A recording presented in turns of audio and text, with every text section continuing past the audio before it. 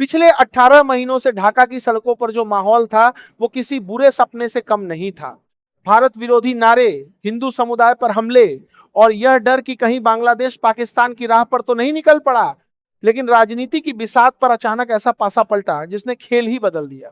चुनाव नतीजों में बांग्लादेश नेशनलिस्ट पार्टी की भारी जीत के साथ तरीके रहमान के प्रधानमंत्री बनने का रास्ता साफ हो गया और यहीं से शुरू होता है असली हिडन गेम। सबसे बड़ा सवाल, क्या तारिक रहमान का एजेंडा सच में बदला है? बीएनपी का इतिहास भारत के साथ बहुत सहज नहीं रहा, लेकिन इस बार तस्वीर अलग दिखी। जब कट्टरपंथी संगठन जैसे बांग्लादेश जमात इस्लामी और एनएससीपी जैसे समूह भारत विरोधी रैलियां कर रहे थे, तब तारिक रहमान ने एंटी इंडिया कार्ड खेलने से परहेज किया। उनका पूरा फोकस 31 पॉइंट एजेंडा पर रहा। विकास, डिजिटल इंफ्रास्ट्रक्चर और क्षेत्रीय सहयोग। ये साफ संकेत है कि उन्हें समझ आ चुका है भारत के बिना बांग्लादेश की आर्थिक तरक्की अधूरी है। याद कीजिए, जब शेख हसीना के सत्ता से हटने के बाद कट्टरपंथी ताकतों ने माहौल गरमाया था। हिंदू घरों पर हमले, पूजा पंडालों में तोड़फोड़, हालात चिंताजनक थे। लेकिन जनता ने इस बार नफरत नहीं, स्थिरता चुनी। सबसे अहम संकेत क्या है? नई कैबिनेट में हिंदू चेहरे को बड़ी जिम्मेदारी दिए जाने की चर्चा।